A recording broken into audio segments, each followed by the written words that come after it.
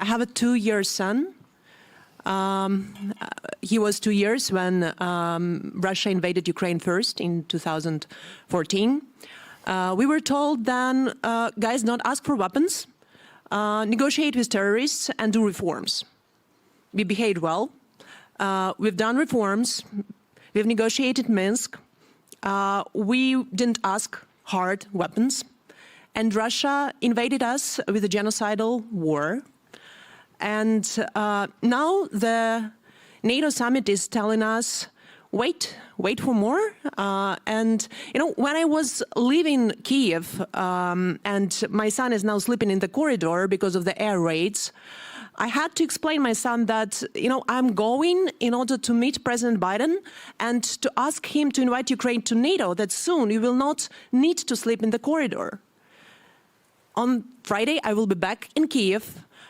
Jake, please advise me, what should I tell my son? That President Biden and NATO didn't invite Ukraine to NATO because he's afraid of Russia losing, afraid of Ukraine winning? Or there are back-channel communications with Kremlin, which is a terrorist organization, to reach the Minsk III deal? Should I prepare my son to be a soldier and fight Russians when he will be 18 years and 7 years? Thank you, Jake.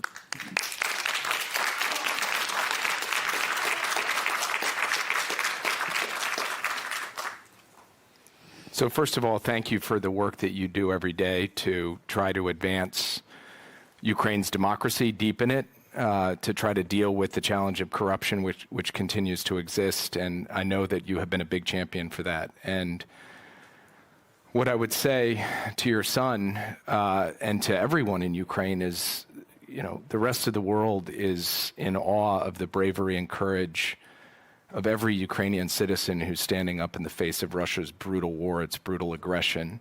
Not just those fighting on the front lines, because the front lines have extended to cities and towns across Ukraine, given the hell raining down from the skies in drones and missiles and other attacks by Russia. I would say also that the United States of America has stepped up to provide an enormous amount of capacity to help ensure that Ukraine's brave soldiers have the ammunition, the air defense, the infantry fighting vehicles, the mine-clearing equipment, and so much else to be able to effectively defend against Russia's onslaught and to take territory back as well. And that we will continue to do that for as long as it takes. And President Biden will stand with President Zelensky today and other partners to do exactly that, as I was describing before. President Biden was clear and straightforward in his public comments about his perspective on the question of Ukraine and NATO. And some of what you said in your remarks about motives, I think, was entirely unfounded and unjustified. The president said quite simply that he's not prepared to have Ukraine in NATO now because it would mean that the United States and NATO would be at war with Russia now. And he also pointed out that every country joining NATO needs to take on a set of reforms, democratic and other reforms, and that Ukraine has made progress on this path, but there's more progress to make. So I think the most important thing in this respect is for us to be able to have the kind of honesty that was inherent in your question, but also for us to make sure that in having that honesty, certain insinuations or implications inherent in your question, which are not founded, get checked at the door so that we can talk to one another in goodwill, in good faith. And, you know, there has been a lot of conspiracy theorizing that simply is not based on any reality whatsoever.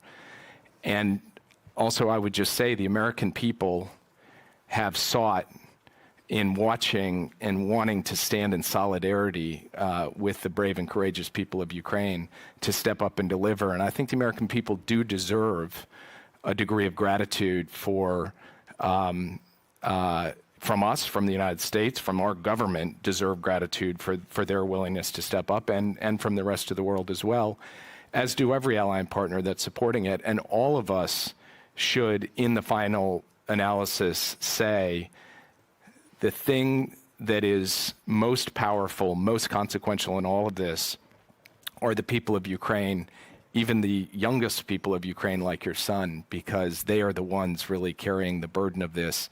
We have to do what we can to support them, and we will do that. I will personally do that every single day, as we have done for the last 500 plus days of this invasion, and as you pointed out, going all the way back to Russia's invasion in 2014.